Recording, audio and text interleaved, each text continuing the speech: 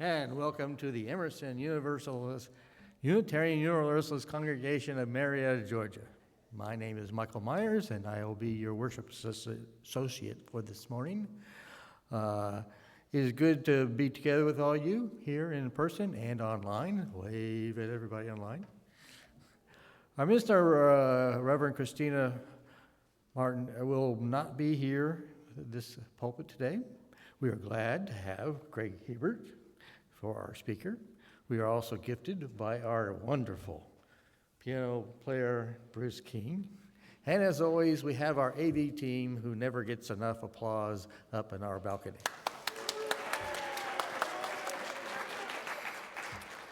We are grateful for everyone who brings us together. We come together here with our joys and sorrows, whether we need to rest and retreat, or maybe we need to take action. Whether you are a newcomer or a long member or a friend, all are welcome here. As Unitarian Universalists, we believe that people are born with worthiness, beauty, and dignity.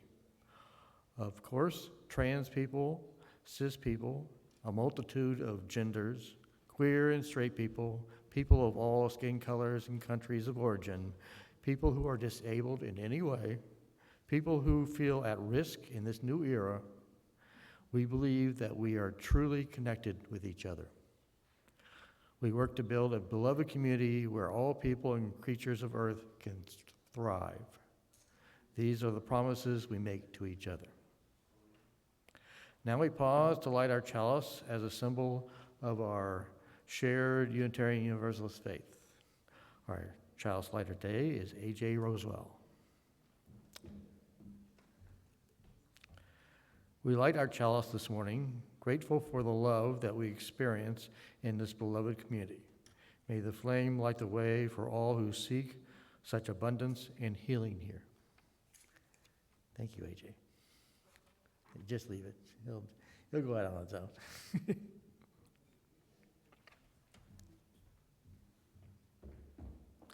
And now, in the spirit of love and beloved community, let's greet and welcome each other to this new day as we share our congregation affirmation.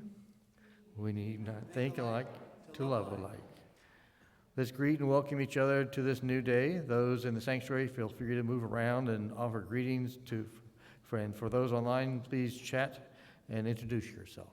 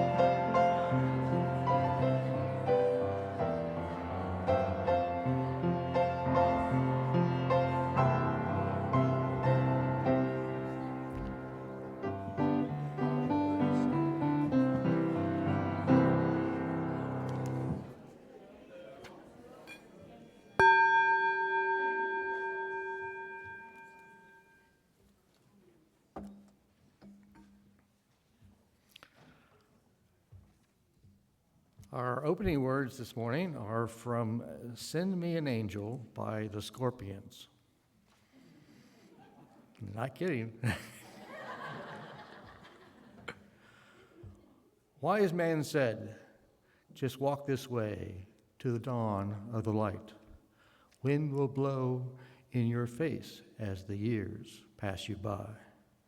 Hear this call from deep inside. It's the call of your heart. Close your eyes and you will find passage out of the dark. Wise man said, just find your place in the eye of the storm. Seek the roses along the way, just beware of the thorns. Wise man said, just raise your hand and reach for the spell. Find the door to the promised land. Just believe in yourself. Hear this voice from deep inside. It's the call of your heart. Close your eyes and you will find the way out of the dark. Our opening hymn this morning is number 86 in the gray hymnal, Blessed Spirit of My Life. Please stand as you are able or willing for hymn number 86.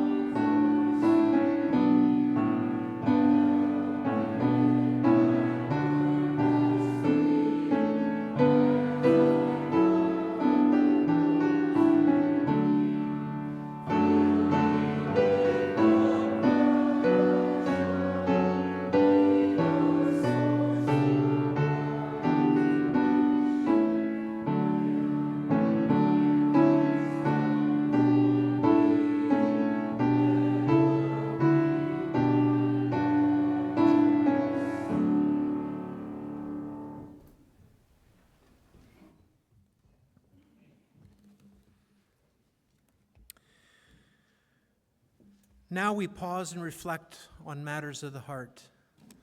Thank you, AJ, for placing the stones. No? You got it, AJ, you got it.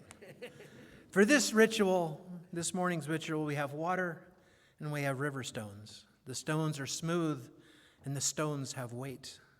They're indicative of both life's pleasures and times of ease, as well as life's burdens in times of heaviness.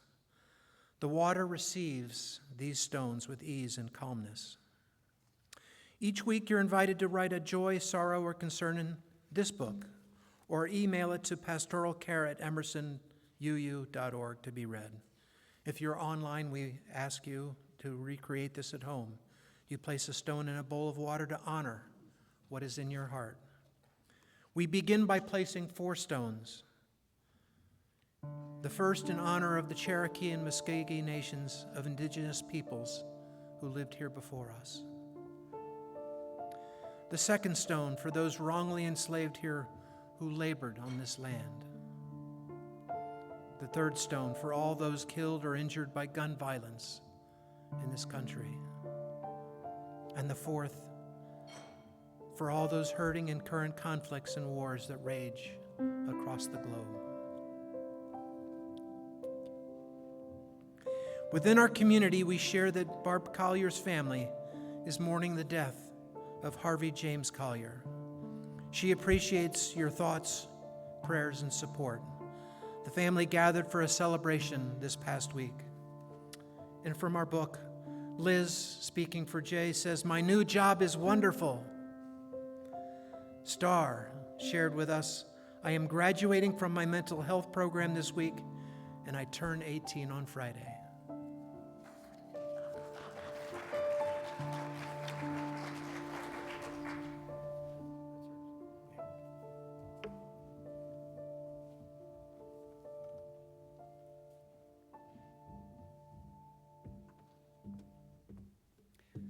Good morning. It's good to see everyone. My name is Ann Mason, and I'm co-chair of the Social Justice Leadership Team.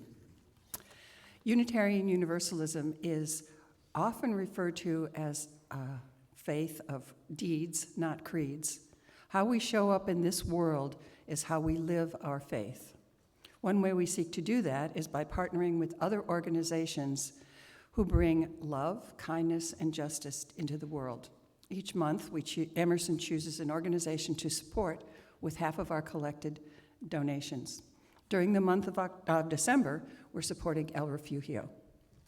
El Refugio is a hospitality house, it's more than that actually, located in Lumpkin, Georgia, 2 miles from the for-profit detention center, Stewart Detention Center. El Refugio supports people detained at SDC through visits, letters, commissary deposits, books, legal referrals, and advocacy support. It supports families by opening its hospitality house, providing information about detention, and in some cases, providing emergency service. I volunteered at El Refugio's hospitality house twice this year. Each time we were able to feed between 15 and 30 people and to house some families and friends of the detainees. I was also able to visit two of the same detainees each time I was at El Refugio, and I'd like to tell you about one of them, my friend Sophik Pal.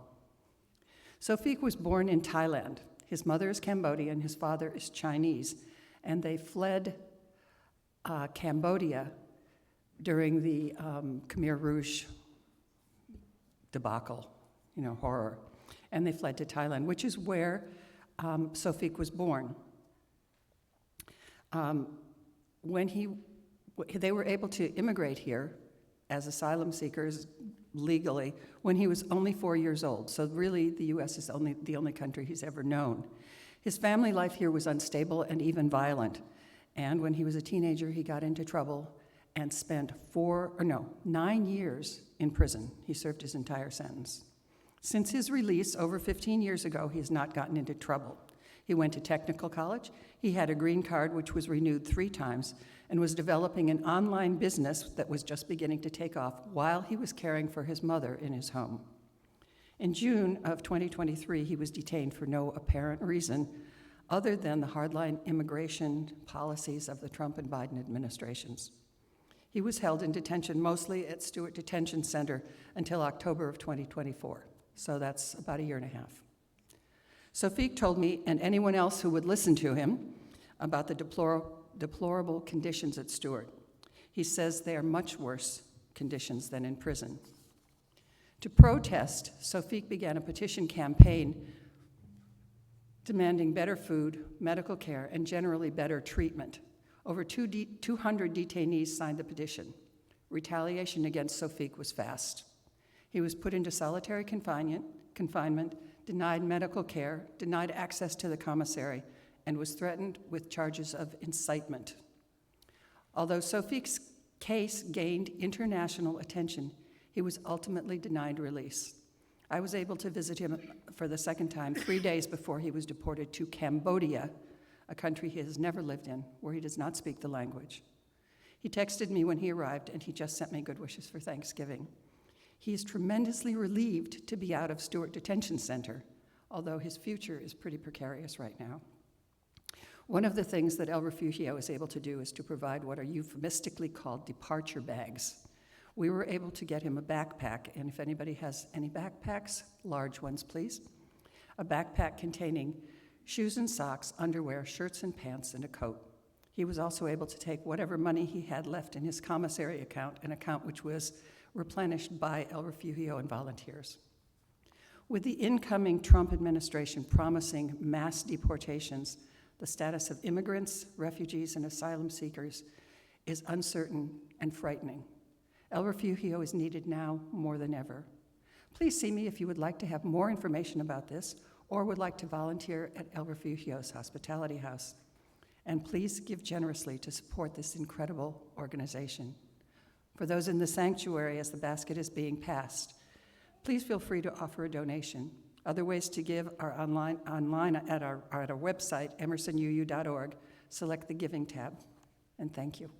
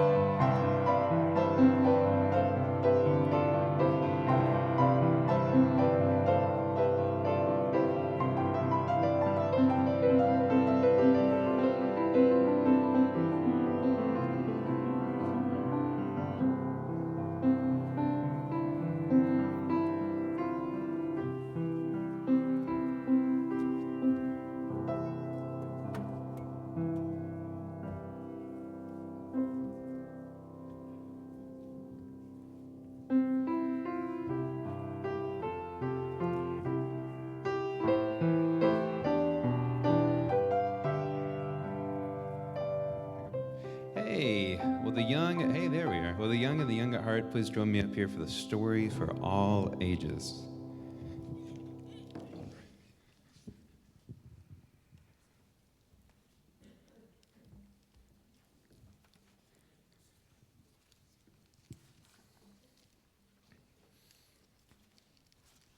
Hey, how we doing this morning? So, do you all know how important stories are? Yeah, you better, right?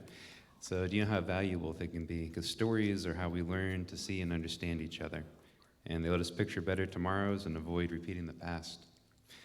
I have been entrusted with a very important story and asked to share it with you. It literally cost me an eye. You can see that. That's adorable. So if you don't like it, that's fine, but you're being very ungrateful. And I have a teenager at home, so I'm kind of used to it. It's fine. And also, I workshop this with 2 of my kids. So if you don't like it, you're really making fun of children. I mean, grow up, okay? So anyways, what I have is a historical document dating back to the Great Ice Age, back when everyone was made of snow. That was a thing. You probably learned about it in school, right? Show of hands? It is Cobb County. All right, fine. I'm going to get you all up to speed, okay? Because actually, I have part of a diary of a snow kid about your age who was writing down what they learned in school that day. How snow people are made. Snow is magic and life-giving, and it's given to most everyone. Sure, some more than others, and some barely at all, but more or less, most homes had snowfall on their doorstep and their driveway at least a couple days every month. And if that snow happened to form the rough shape of a snow person, they'd come to life. That's easy, right? It's basic biology, guys. And for some snow people, this happened very intentionally. They'd craft eyes, teeth of coal, a carrot nose, and for others, they might accidentally drop a pocket full of acorns and suddenly hear, snow baby cry, and go, oh. And for some people, that can happen more than once, like maybe a lot. But once it did, that was it. You had a snow miracle to look for after for like 18 or so snow years. So how'd the snow come to be? The prevailing theory is it was a gift from the 2 goddesses, the goddess of rain, called Misty, and the goddess of wind, called Gale. So some people maybe weren't quite ready to become snow parents, if you can imagine, and they may ask the goddesses to hold off a bit at their house. And others may write them letters or fan mail saying, hey, snow me, baby. I'm ready. In the hopes that they would be gifted the snowfall they needed to become snow parents. But honestly, the goddesses just didn't seem to listen, usually. Which may be because they were strong, independent goddesses, forces of nature, who will do what they choose, or it could be because they were just stuffed animals. And as you use, we must accept and respect all possibilities, I think. I forget what the new principles that guide all of our lives, but I'm pretty sure that's how it works. So yes, while hoping for the best and trying to ask the goddesses for help was a way to do it, the snow people were smart and resourceful. They figured out something that could be a little more reliable. So if thoughts and prayers were plan A for preventing unwanted magical snowfall, you could call this other method plan B. Or you could call it snow, or salt.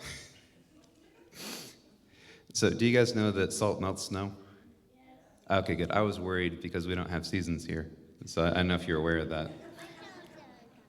And there you go, exactly.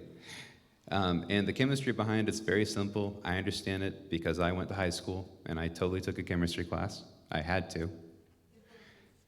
Right now, Eric Scow is literally a nuclear engineer going, it is really simple. I can tell you, it's okay. But yeah, it worked, and it worked well. You weren't ready for little snow people just yet? Put out some salt.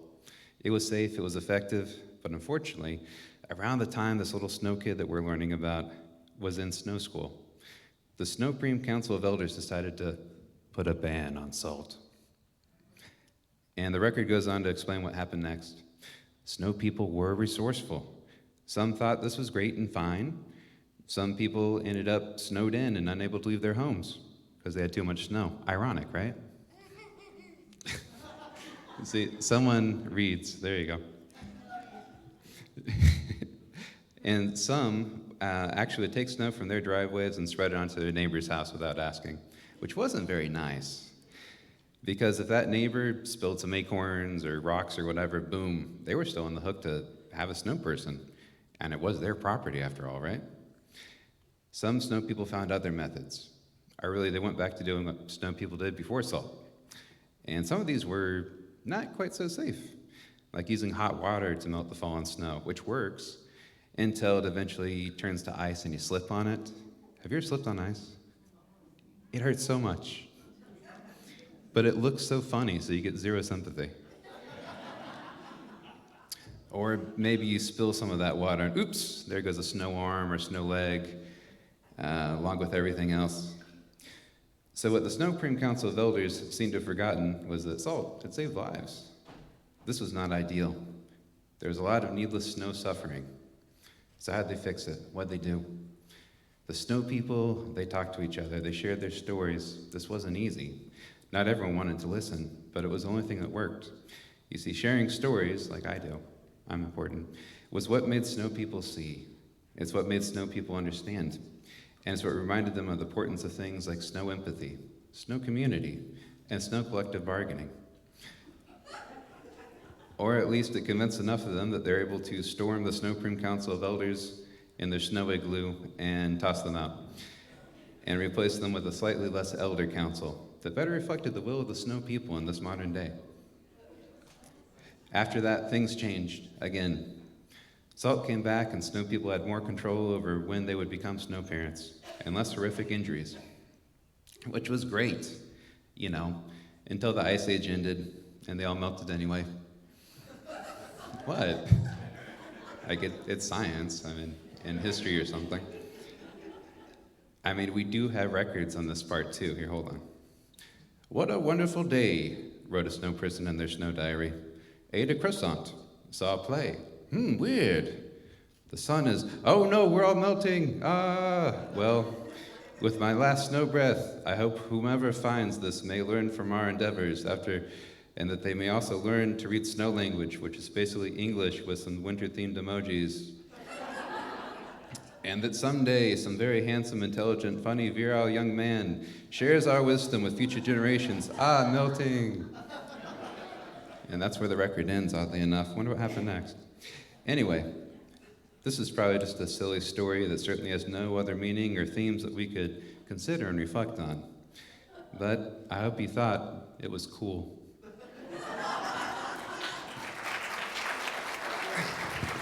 So please join us for the song of dedication.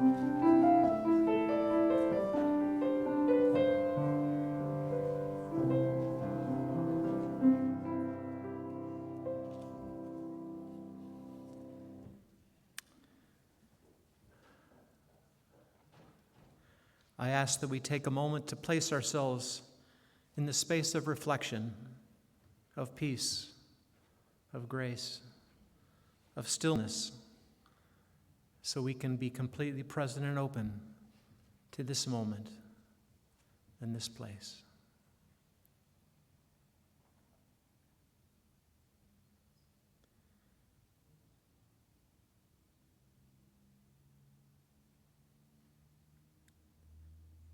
And from this place, let us all reflect on the many blessings in our lives. We have so much to be grateful for. To live in a country that still allows us to gather and worship in safety, openness, and tolerance in our religious Emerson home. To have a place that's encouraging and supporting our efforts to build beloved community. Most of us had the vehicular means to get here today. We have clothes on our bodies and enough food in our stomachs to sustain us through this precious day. We have clean bathroom water, clean drinking water, bathroom plumbing, lights that come on with a flip of a switch, air conditioning and heat that allows us to control the temperature. These are things that millions of people will never experience. We have an incredible music director, an extraordinary music accompanist, along with a great choir, a sanctuary that still has space for us to grow.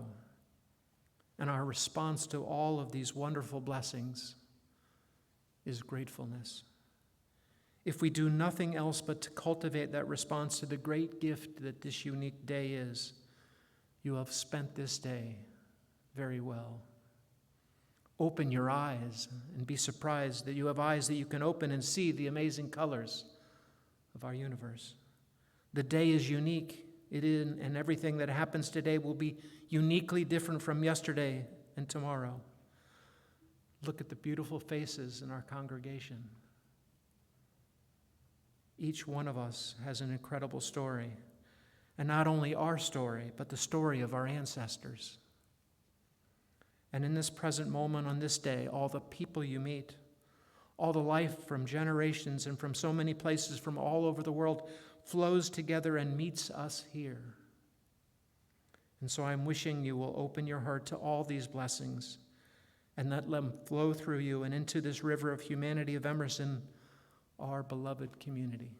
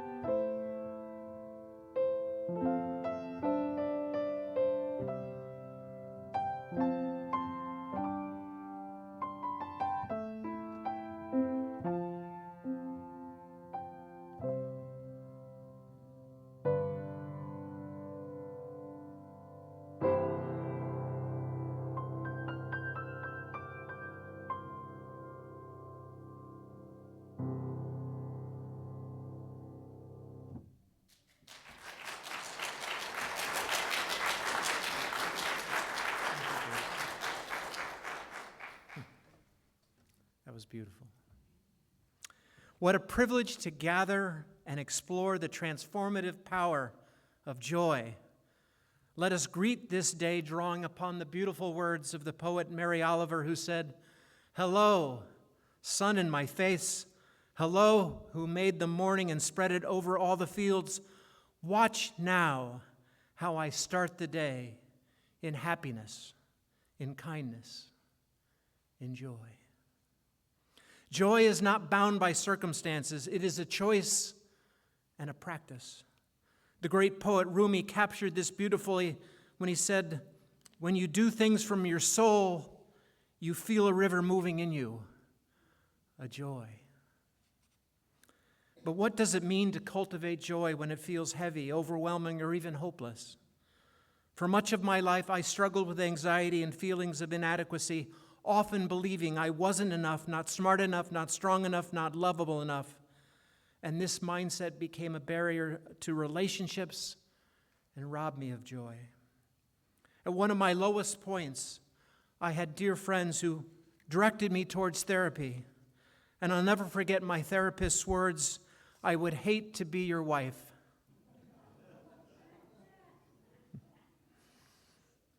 Harsh as they were, the words were the wake-up call I needed. I realized that I had been outsourcing my happiness, making it someone else's responsibility. The moment sparked a journey of reclaiming joy, a journey rooted in faith, reflection, and intentional action.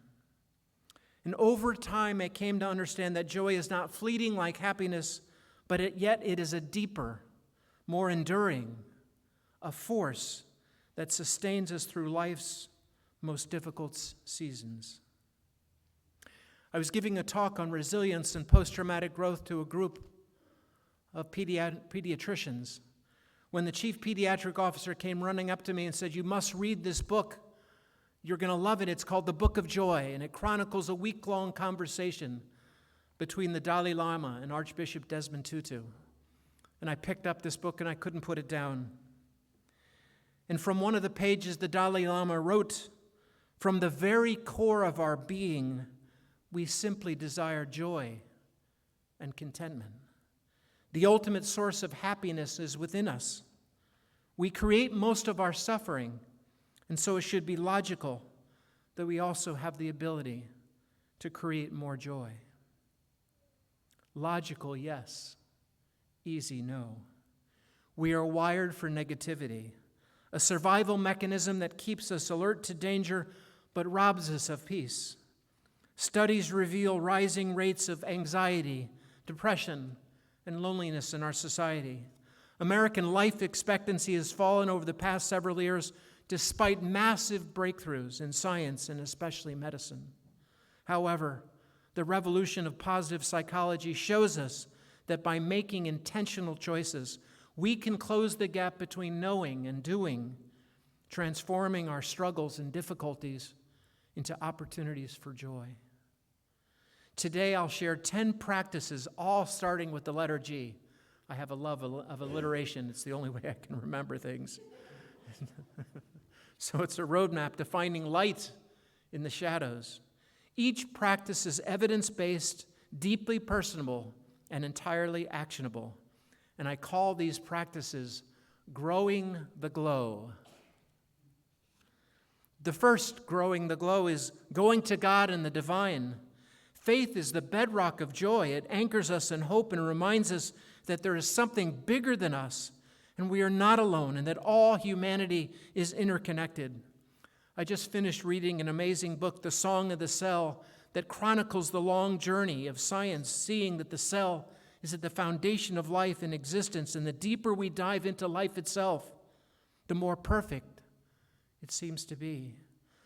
Claudia and I watched the movie on Friday, Joy and the Birth of IVF, that tells the story of the medical breakthroughs in the world of reproduction that resulted in the first IVF birth in England in 1978 of Louise Joy Brown.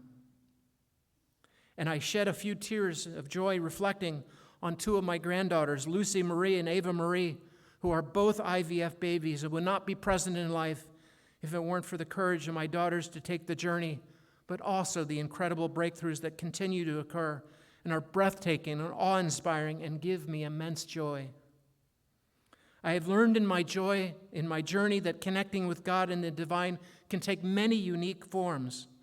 For some, it's connecting with nature. For my son, a marijuana farmer who feels and experiences the divine of a fish and string cheese concert.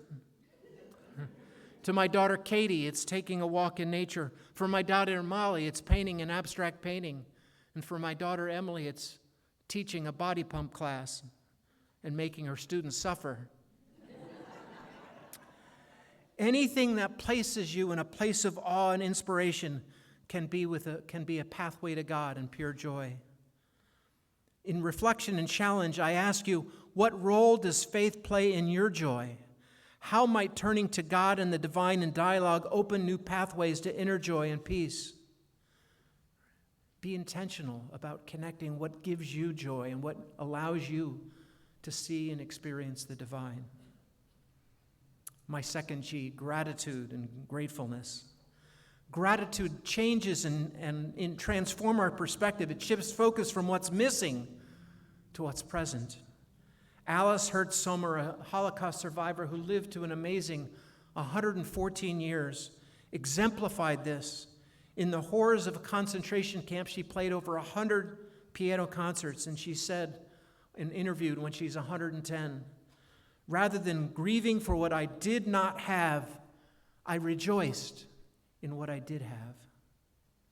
In my life, keeping a gratitude journal has been a game changer. Each morning, I write down at least 3 things I'm thankful for. Some days it's the profound, like the love of family. Other days it's simple. A hot cup of coffee, the sounds of birds outside, or the sound of my granddaughter, Lucy, proudly announcing that she's visiting, or getting my bi-weekly haircut, or getting on my Peloton. I rode virtually all around Mozambique's capital of Maputo yesterday. It was quite lovely. So my challenge and reflection for you is to start your own gratitude journal. I have an app on my smartphone, and I have a streak of 206 days of making at least 3 entries. The practice is extraordinary, especially when it becomes a habit, like brushing your teeth.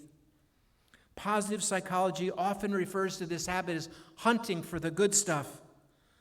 The news is 97% focused on the bad stuff because they know it keeps us scared and coming back for more. Work not only on limiting access to the news, but figuring out how to expose yourself to more of the good stuff. Consider going to the Good News Network, and you'll discover that there is profound goodness that just never makes its way to the major news outlets and channels. What's one thing that you're grateful for at this moment now? And how might you share that gratitude with others? Joy is contagious. Be a spreader. The third G, giving to others, generosity. Joy grows when we give, whether through time, kindness, or resources. Giving creates connection and meaning. Rumi said it best, be a lamp, be a lifeboat, or be a ladder. A simple act of kindness can ripple outward. The research is clear and compelling that you gain so much more by giving than getting. On this Friday, I gave blood, Power Red, which allows you to give 2 units of red blood cells. And I felt such joy when I left and experienced more joy when I scheduled my next appointment. Giving doesn't have to be grand. It just has to come from the heart, and in this case, it really did. A dear friend of mine, John Bonviaggio, said these profound words, what you keep, you lose, but what you give away is yours forever. My challenge and reflection for you this week, commit to one small act of giving each day. One small act, whether it's helping a neighbor, volunteering, donating. Notice how it lifts your spirit and brings you joy. The fourth G, granting grace. Forgiveness is essential for joy. I'm amazed at the amount of hostility and anger in our society today. And since the research is clear and constant that frequent negative emotion is not healthy and certainly blocks the pathways to greater joy and happiness. Buddha said holding on to anger is like poisoning yourself and expecting the other person to die. Rumi wisely said, be like a tree and let the dead leaves drop. Grace isn't just for others, it's for yourself too. I've had to learn to forgive my past mistakes, and letting go of the shame that has weighted me down. Extending grace creates space for healing and joy. My challenge and reflection to you, who in your life needs grace, yourself included? How might forgiveness set you free? The next time someone is rude to you on the road or in a restaurant or store, challenge yourself in 3 ways. 1, be mindful that you have a choice in choosing your response. 2, see the other's humanity and struggle. And 3, give them grace and see what happens. Number 5, get moving. Of all the practices, this one has the most scientific backing. Physical activity releases endorphins and improves moods. In the world's blue zones, the places where people live the longest, movement is a daily habit, not a chore. I've found that even a short walk outside can reset my mindset. Movement doesn't have to mean the gym. It can be gardening, dancing, or playing with your kids, or in the case, my grandchildren. Several weeks ago, we had several of our grandchildren in the kitchen, and my memory recalls that Claudia just started dancing, and I followed suit, and soon our grandchildren did as well. I have to admit, I don't do that as much as I can and should.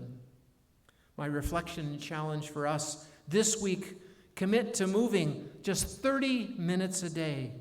Notice how your energy and mood and joy improves. Number 6, grow through struggle. Nietzsche said, "He who has a why to live can bear almost anyhow." Adversity is the fertile ground of growth. Reflecting on my own challenges, I've learned to ask, what is this teaching me? Even the hardest seasons can shape us into stronger, more compassionate people. I remember as a young cadet at West Point that I had shoulder surgery, and not a soul came to visit me in the hospital. And when I returned to the barracks, I was made to move my room by the upperclassmen, and suffering in silence, I vowed that I'd be more mindful of other people's suffering. Additionally, the operation required cutting my ligament in order to tighten it up, and initially post-op I had zero ability to move my arm. Yet I was determined to heal and recover, and 14 months later, I was the Distinguished Honor Graduate in the Army's most challenging 64-day program called Ranger School, and I credit my determination to recover and heal from the surgery and the way I was treated as my motivation. Whatever your fate is, whatever the hell happens, I wrote that, you say, this is what I need. It may look like a wreck, but go at it as if this was an opportunity, a challenge. If you bring love and compassion to the moment, not discouragement, you will find the strength in there. Any disaster you survive is an improvement in your character, your stature, and your life. What a privilege. Then when looking back at your life, you'll see the moments which seem to be great failures followed by wreckage were the incidents that shaped the life you have now. The crisis throws you back and you are required to exhibit strength. It comes. One of the healthiest and joyful people I know was a POW in Vietnam, shot over North Vietnam and in captivity for over 5 years. His name is Lee Ellis. He's written 6 amazing books, and he speaks about his experience with honesty and tells us that while he would not want to experience this trauma of imprisonment again, the experience has shaped him into being a better man. My challenge and reflection for all of us today, think of a past struggle. What did you learn? What did it teach you? How did it shape you? How did the struggle and adversity strengthen your resilience? And how might today's challenges shape your future? Number 7, gathering with family, friends, and community. We are a wired connection. The Emperor of Rome, Marcus Aurelius, wrote, "We are made for cooperation like feet, like hands, like eyelids." During the pandemic, I realized how much I miss community. Whether it's family dinners, church groups, book clubs, gathering with others restores our sense of belonging. There is almost as much research on the power of gathering as there is in moving.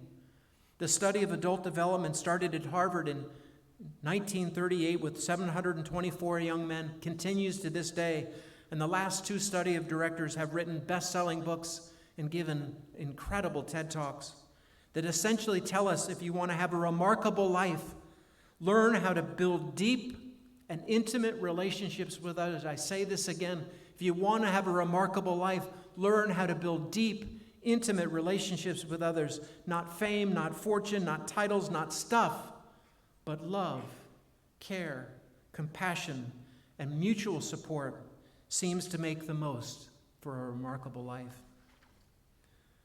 My reflection and challenge for all of us today is prioritize a gathering this week, a meal with loved ones, a phone or virtual call to a dear friend you haven't spoken to in ages. I have a taxonomy of friends. I call it, there's my just friends, my Russ friends, my trust friends, and my must friends. And are there some opportunities to move some of those trust friends into must friends, and some of those Russ friends, the ones you've lost contact with, to move them into a closer range of the trust friends or even must friends? And the must friends are someone who you can call at 2 a.m. in the morning and will drop everything to come to you.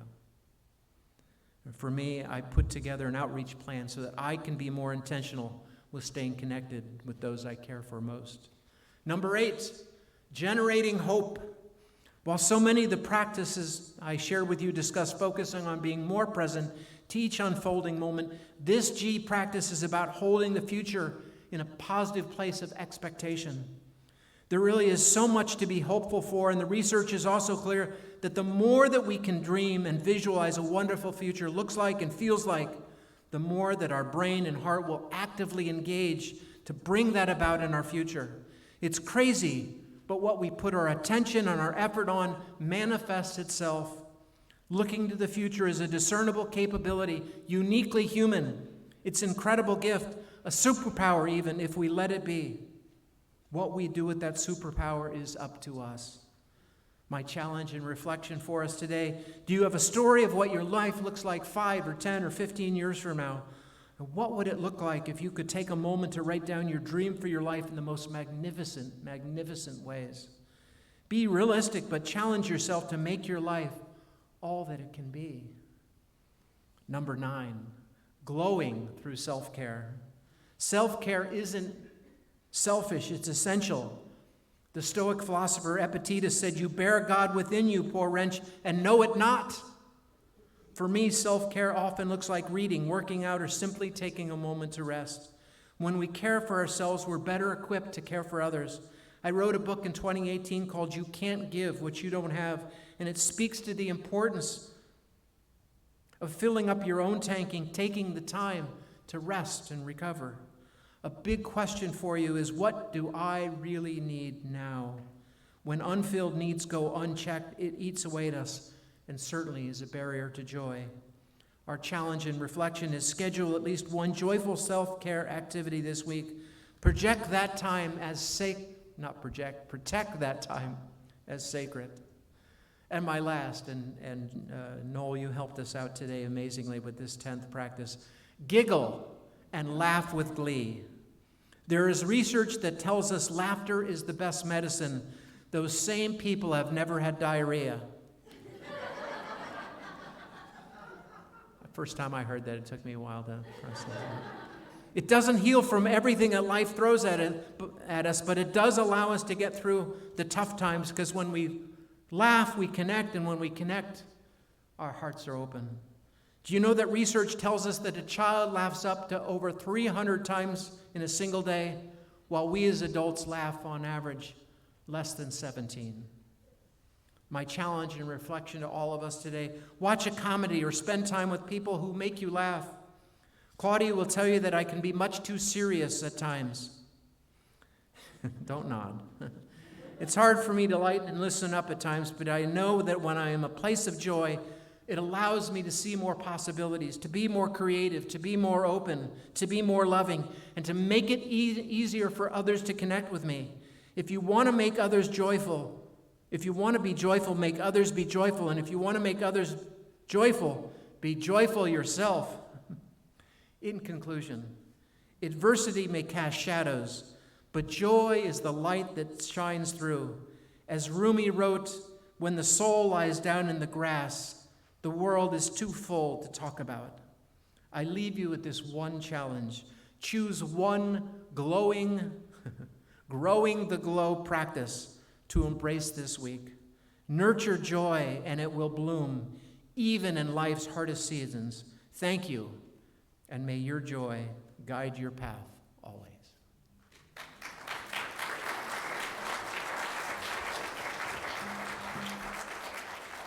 And please let us rise in body or voice as we join together in song, hymn number 1008, When Our Heart is in a Holy Place.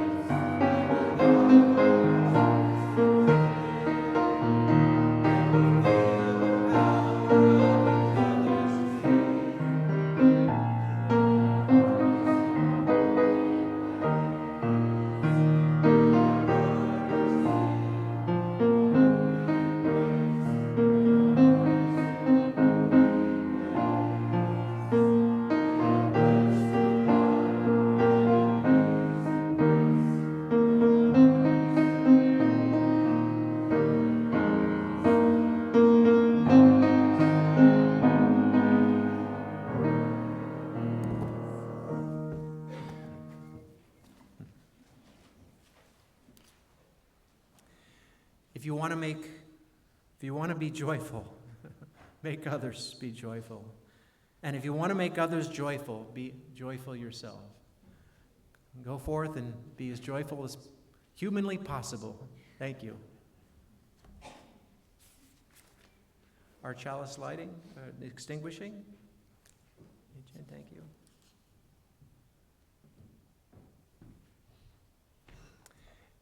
As our chalice is extinguished this morning, we extinguish this chalice, but not the light of truth, the warmth of community, or the fire of commitment.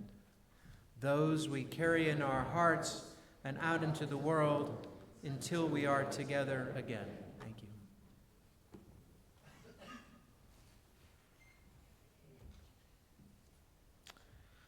For announcements, next week is our holiday children's pageant here in the sanctuary. It'll be a joyful day together with story and song. If you are here in person, please join us for the social time this morning down the hall. And I believe Mark has an announcement as well. Thanks, Mike. Thank you, Greg. Hey, we've got a place just off the Marietta Square called Live Safe Resources. It's a domestic violence shelter. And for a few years, Emerson has been sending Christmas gifts to some of the kids who live there. So we claimed 20 children and mothers that we're going to sponsor for gifts this year. We've already found sponsors for 9 of them. So I got 11 folks still looking for a Christmas gift. If you'd like to sign up to take care of one of those guys, I'm going to sit over here during fellowship time. You can meet me by the Christmas tree and we'll sign you up. Or if you're at home, you can also sign up on Realm. Thanks.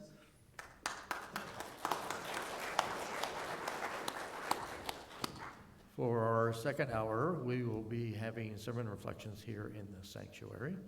And I believe there is spiritual practices someplace out there as well. 103? 103, okay.